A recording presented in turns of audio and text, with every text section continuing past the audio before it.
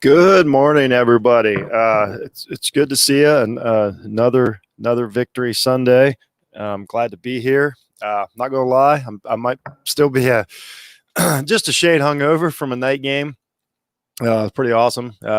Watched it by the fire last night, outdoors. It was a crisp night, but it was a good time. It was a good time, and outside, I can throw more stuff and throw a few more tantrums than I normally would. But yeah. Um, you know, Good morning to you, Linda. Um, once again, you can see the stats right there. This team's good. This team's real good. But so yeah. I mean, you look at it there. 526 total yards, 318 passing yards. Well, but a very effective passing yards. Fields had 4 touchdowns. Their passing yards add up. As Penn State, their passing yards got up later in the game. They got a little desperate. They did, but it was effective and it mattered. But right there, I think the biggest difference, we can look at right here, 208 rushing yards to 44. And Penn State's a rushing team. They want to, that's their game plan. This team is built to, rush the ball, open up play action, and really grind teams down. And at 44 yards is not going to get it. If you're a Penn State fan this morning, you're not near as as excited as we are in Buckeye Nation. I can tell you that. So that was the biggest standout stat to me when I really went back and looked at the game. I would not have guessed. I would not have guessed we had 208 and Justin Fields had -4. So those are you had a huge rush at the beginning with Wilson, but that counts. You know what I mean? Those aren't fake yards, but Wilson had a 65-yard rush, I believe. And, the running backs did good. We'll talk about the running backs later, but yards per play, I think that's a bit high. Giving up 5.7 yards a play is a thing. I don't think we can overlook that. We'll get to that in my knee jerks here. This team's not at full steam yet. They're definitely it's amazing that they can look that good, and they've still got so much. I think that was the overwhelming takeaway from the game. We'll talk about that in knee jerks here in a second, but there's one right here. Let's talk about this real quick. Fourth down efficiency, 2 for 3, but it was the play calls on fourth down. The fourth down touchdown call. Those are things that later in the year really make other coaches think. There's nothing more disheartening than when a team, when it's fourth down and they're not scared to put the ball in the air and run play action. If you can do that, it's a huge advantage, when you get down in the red zone. So that really impressed me, that play call there. 79 total plays, stuff like that. Way too many penalties. These personal fouls given. I mean, we gave Penn State the ball back when we could have broke their back last night, and we get a silly 15-yard penalty, which I don't blame Browning for it. I think it was totally in the act of the play when he hits Clifford, but they're going to call it. So I'm not going to be hard. I'm not going to be hard on the guy. I mean, I don't think he had any intention on just hitting the quarterback, but it's still 15. They get the ball back, game changer. So it is what it is. But yeah, wasn't super happy with that. Time of possession, nice. 37 minutes. That's pretty good for a Buckeye team that usually scores so quick that the other team always has the ball. So, once again, great game. No doubt about it. No doubt about it. So, okay, let's get into knee-jerk reactions here. I got a lot. So the first thing I was surprised as when the game started is what a mismatch these two teams look like. We heard all summer, and we do every year. Penn State was number 8 coming into the season. This was the biggest test for Ohio State, so on and so forth. Last week they got a ton of credit for the loss in Indiana. They clearly played better and all that, and look out, and and they always do. They're well. I think they're well coached, and they've got quality players and so on and so forth.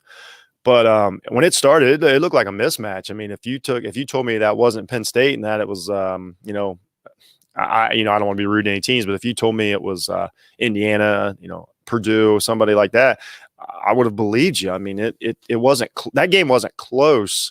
The Buckeyes helped make it close, but not a close game. So that really jumped out. I expected more.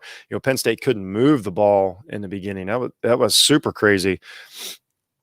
But So that was the biggest thing that stood out was the difference between these two teams. And, Penn State's 0-2. So that's a whole, they can have another podcaster do their show and they can talk about what kind of hole they've dug for themselves. I mean, they're out of the playoff picture. They haven't, they're 0-2 in a season when you're only playing 8 games. It's not a great place to be. I don't think this is where Franklin pictured this team this time of year. So, but it is what it is.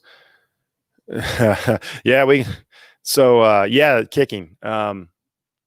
We've seen better. I don't know how the announcers were acting like, wow, get these guys off the street and they're this good. I just really, Ohio State should always have a great everything. At every position, they ought to be good. A little disappointed, missing field goals. That was another knee-jerk reaction, like wasted points in the red zone. You got a chance to bury these teams. You can't have missed field goals. You can't have first and goal and not score if you're this Ohio State offense. You absolutely cannot do that. Shocking. That was shocking to see, which once again, we got away with it because we're so good that, we got away with it again. But it was like my friend Derek Climate said, left a lot of meat on the bone last night for sure. Defense. Let's talk about defense and knee jerk. I was hard on them last week. Really, really down on them a little bit, but they showed up. Totally showed up. They played much more. Now this Penn State aligns more with what they want to do. They want to come downhill. They want to, they want to meet you at the point of attack. They want to tackle hard. They want, everything in the box, and they're built for that. And they did. The linebackers look better. Werner, this is a Werner game, a Borland game. They want to throw. They're fearless. They want to throw their head in there. They want to take on the tackle or take on the block. They want to make the tackle. Really worked out perfect to them. So thought they looked better. Defensive line jumped off the page. I think everybody, they're monsters up there. It kind of reminded me of back, if any of you are old enough to remember, like Dan Wilkinson and those guys back in the late 80s, early 90s. Those big interior linemen that we had. I mean, I think last year was more predicated. Of course, everything was focused on Young and the speed off the edge, and Bosa was a mix of both. But they're still like edge rushers. And then this interior line, just crazy. Togiai, Garrett, just monsters up the middle. Fun to watch, and I love that kind of play. When you make pressure up the middle on quarterbacks, they hate it. And I think Clifford wanted no part of that. But let's touch on Clifford a little bit. Penn State, I don't know. They somehow they instill this in their quarterbacks. When it's going bad, they pout and limp around and always shaking off the shoulder. Always like looking at everybody like, oh man, it's really tough. And then they get a touchdown and they are chest beating, kings of the world. All of a sudden, it's really annoying, and they've done it for years. So just keep an even keel. I don't know. It just always rubs me the wrong way, but I just dislike the team. It's really quite a fierce rivalry nowadays. We talked a little about the interior defense line. So you know what? Here was another one. And we started off so fast. I mean, honestly, like you guys would all agree that I thought this game should have been 35-0 at half. The team seemed a little complacent, and I know when you're out there playing, the physical difference and where you're at.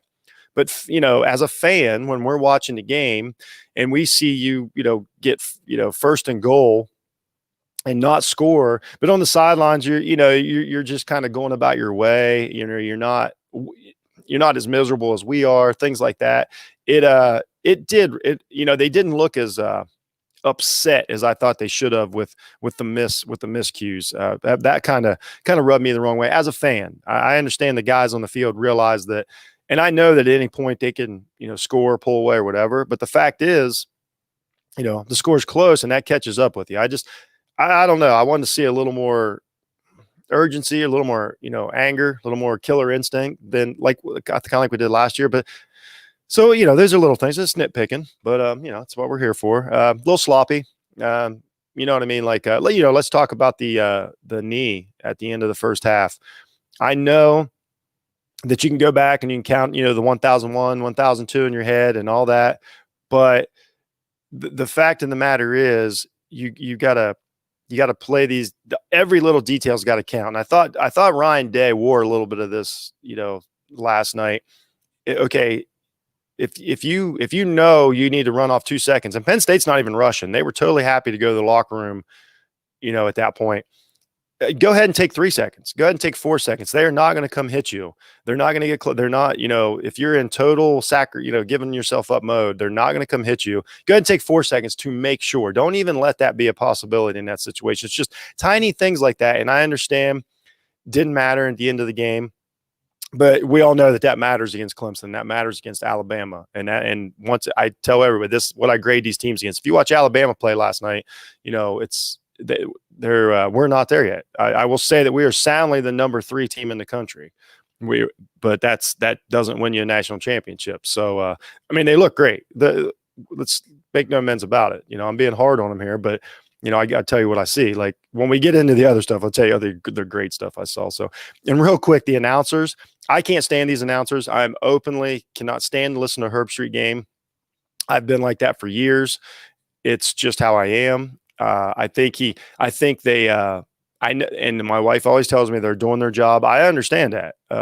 But I cannot stand the constant, everything is extreme, and as an Ohio State fan, it wasn't even that bad last night. If I'm a Penn State fan, I'm furious. We got up like maybe a couple touchdowns and they're going on and on about how could anybody ever beat this Ohio State team? And as Penn State's driving to score a touchdown, they were Chris and Herbie are talking about how nobody's ever going to stop Ohio State. And I'm like, but Penn State's driving to score a touchdown. Like they were, I thought they were, I don't know. I thought they were just way too much hyperbole. I thought they were too hard on Penn State for a team that was, they're in the game. They just needed a mistake and they didn't get it. Ohio State didn't make that big mistake and let Penn State back in it. But I don't know. Just in general, I thought the announcers were just way too like roller coaster last night. But admittedly, I do not listen to the announcers a lot, so I don't hear them talk on a lot of these games. I usually have the volume down or we're at a place. So I guess maybe that's what they do every time. And if you love them, you love them. It's their job. Who cares? But just in general, I thought if I was a Penn State fan, I would have been furious about the way they got treated last night. So all right, let's move on. Let's move on here. So let's move on to the offense. Goods and the bads. Good.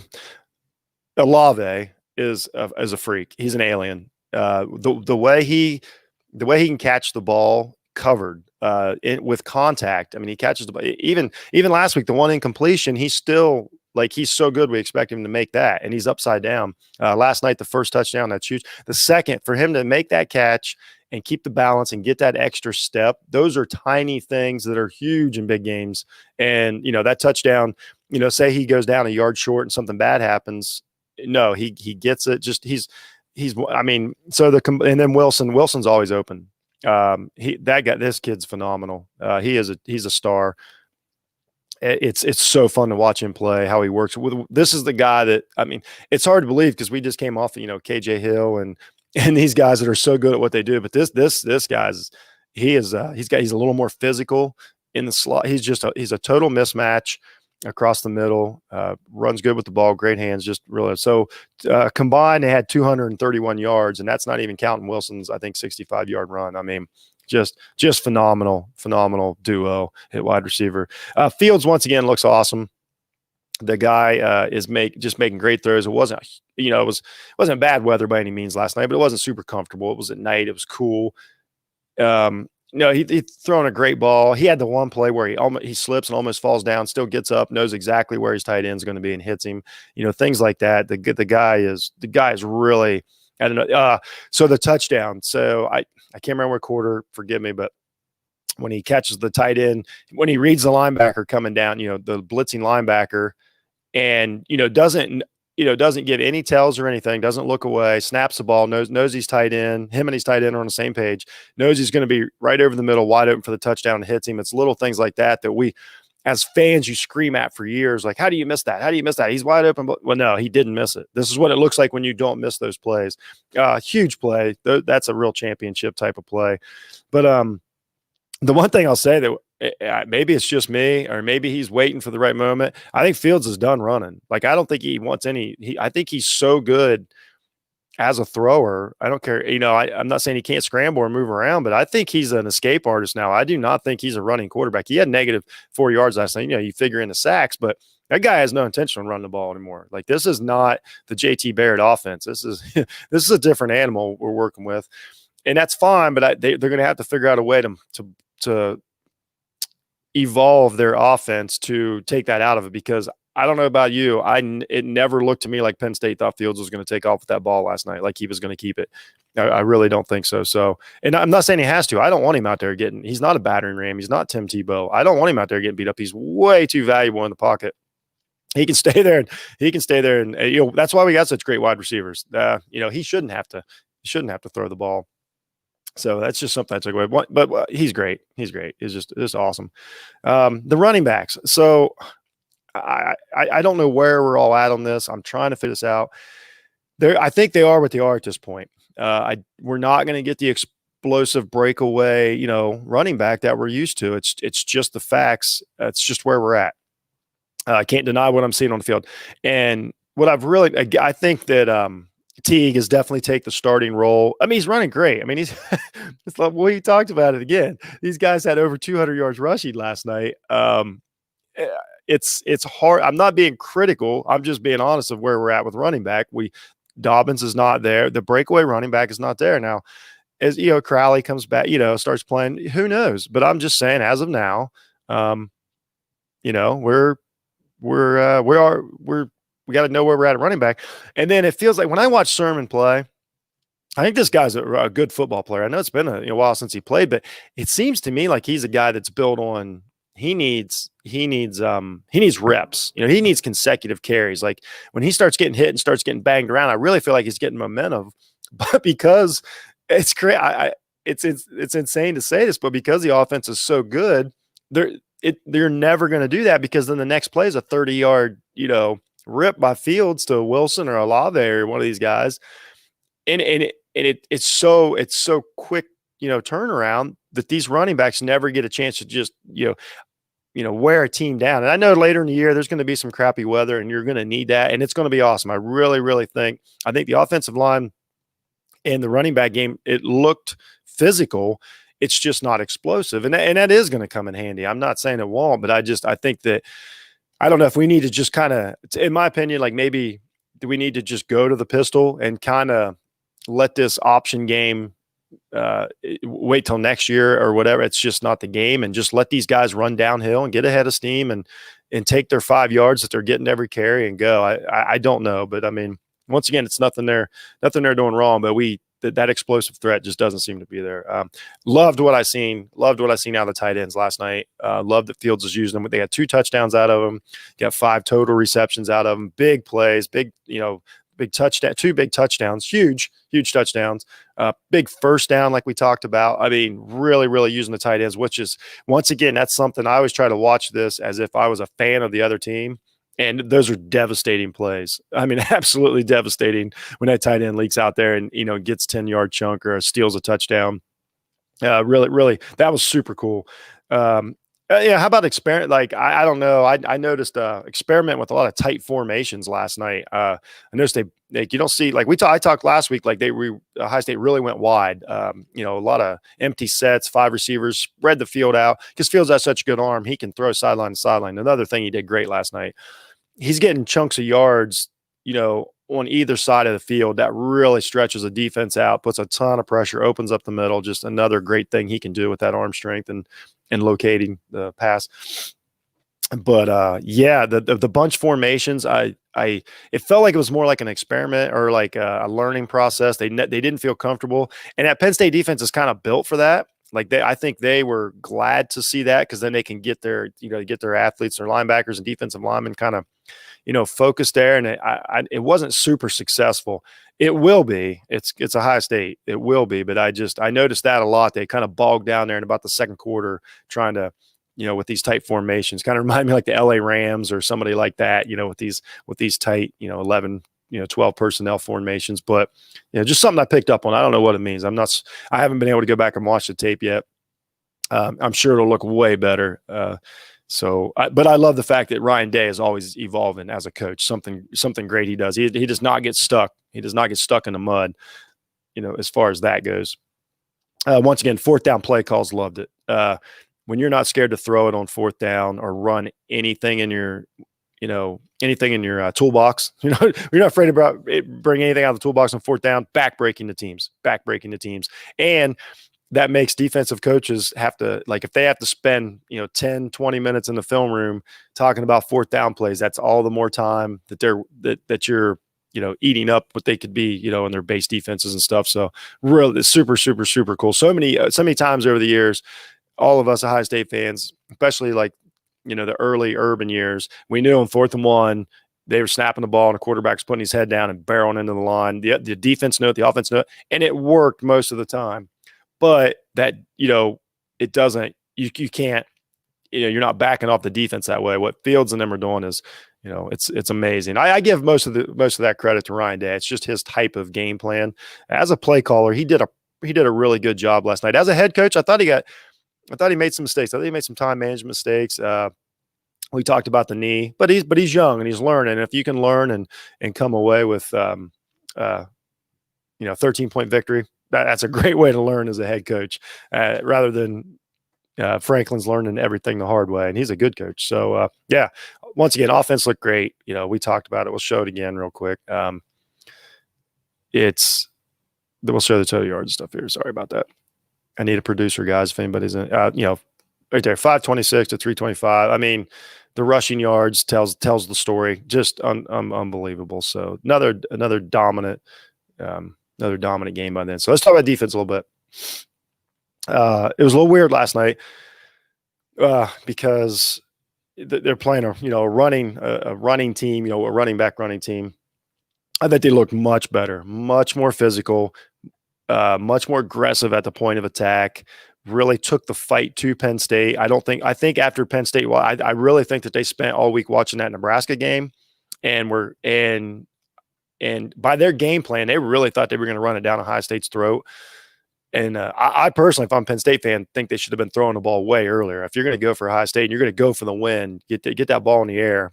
And that was we talked about that. And we know what happened. I mean, eventually Hooker winds up to end the game with an interception, but they really came out with that running attack and it went nowhere. We showed it again, 44 yards total. That's not going to get it done, for anyone. And then let's talk about Tommy Togiai jumped off the screen last night. I mean, that guy was a disruptor. There was a play. There's the option play. I believe it was him. I was one of the defensive linemen. I was pretty excited when he tackled the quarterback and the running back. Just amazing. Those guys really showed up last night. Werner had a nice game. I think he had like 7, solo tackles. He wasn't asked to cover a lot. Something they did, me and Jay Stevens from the Locked On Buckeyes podcast kind of discussed this back and forth this week. I liked how they brought Proctor in a couple times and brought him down on the tight end in the slot instead of dragging Werner out there or Browning. Browning did an all right job in pass coverage last night, by the way. All right, he got lost a couple times, but he did all right. But when they brought Proctor down, and there was one, I should have jotted these down, but like I'm having some beers and some food and I'm running around, but it was I think it was a third down or whatever. And they moved the tight end out to the slot. They're going to it. They're trying to exploit the weakness. And they bring Proctor down to cover him, and he covered, nice tight coverage and incomplete pass. Really impressive. I thought Hooker grew up, last night. Really good game by him. I mean, he was fearless. He was coming down. He was, he's tackling clean and hard. He had the big interception late. I thought the safety play in general was much better. So let's I'm going to talk about Wade here. I know it sounds like I'm down on him. I know he's really, really good. He's a really good college cornerback, but he's not a Cooter, one of those guys. I think he's out of position. I really do. And I know you can't move him. I know you can't move him around because he's still one of the best on the team. But just something feels outside. Now I don't blame him totally for those 2 passes that got the touchdown for Penn State. The one I think was clearly offensive pass interference. If you see the cornerback and he's falling backwards as if he's just been pushed and the guy catches the ball, probably a good sign that it was offensive pass interference, but they didn't call it. Didn't matter. The first one's a great catch. Wade was under him. By no means am I saying that Wade is a bad outside cornerback. It just feels like he's a little out of position. I think, in the NFL, I don't think he's going to be there. I think he's going to be a slot corner. I think he's going to be great. I really think he's going to be good at it. But as far as like Penn and everything, and he's the one of the best in the country. I'd like to see him advance just a little more. But but I still want him on the team. By no means, he's still really good. I just don't know if he's great yet. But that's it. I mean, once again, it's all pick and nits. This team's great, no question about it. A lot of fun to watch. Even if you watch me watch a game, you wouldn't think that I had fun watching it. But it does get frustrating when you have you have a playoff team and they make these tiny mistakes against lesser opponents.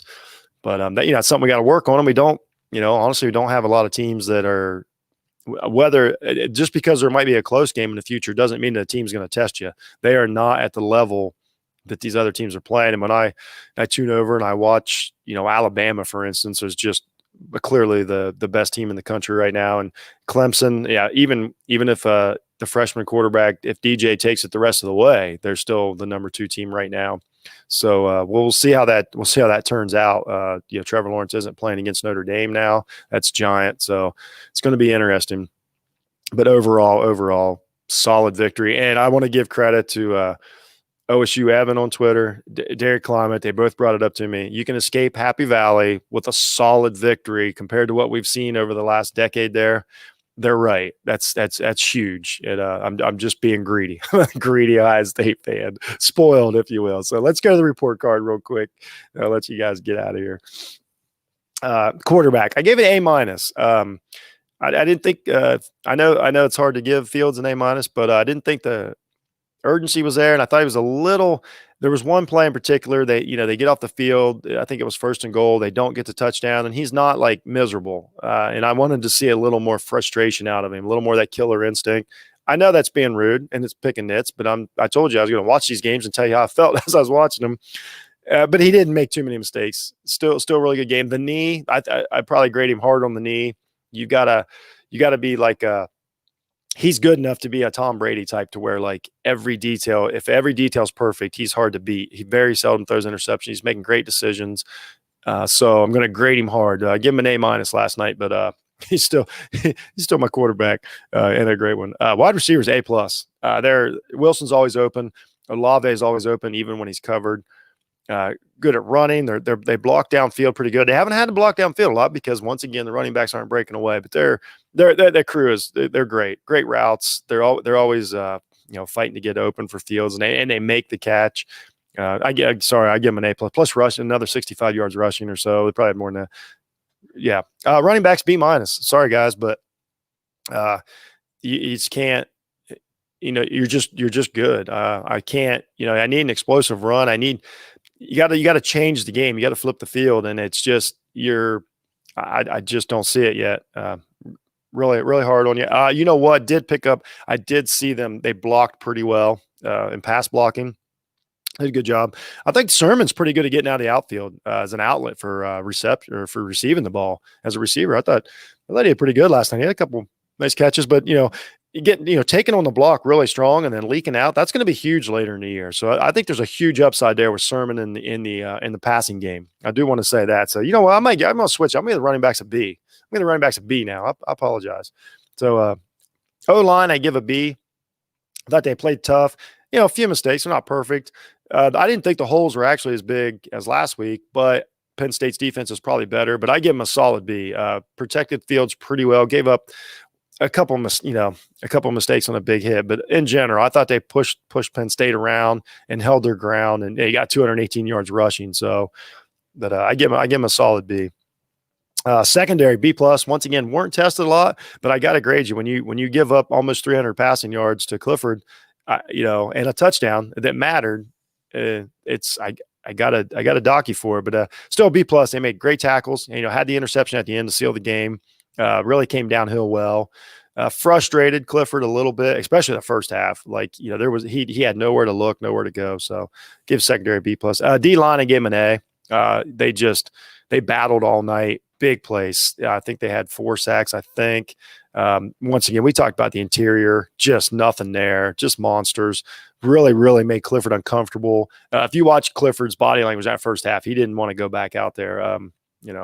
So yeah, D-line looked really good again. I know we don't have that edge rusher that we're used to, but we've got 4 or 5 guys that are bringing their lunch pail, and it's pretty awesome. I'm really a fan of them. Linebackers, it moved up this week. I give them a B+.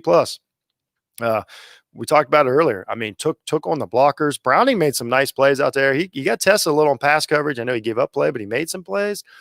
So yeah, I jumped them up this week. I give the linebackers a B+. Werner, when it plays to Werner's strengths, he's a really, really good linebacker. When he's not dropping back into coverage or he's not trying to, follow these guys out of slot, it's a whole different ballgame. I mean, he is definitely a run stopping linebacker, not afraid to tackle and dive in there. Really, really, really good. Borland did a good job last night. But like I said, it played right into their hands last night. And I said this last week, and I was completely correct on that. It played into their game. So they got a B+ this week. Overall, this team's really good. Going on to Rutgers next week in a night game, which I think is senseless. I have no idea why we need to wait till 7:30 at night to watch Ohio State play Rutgers.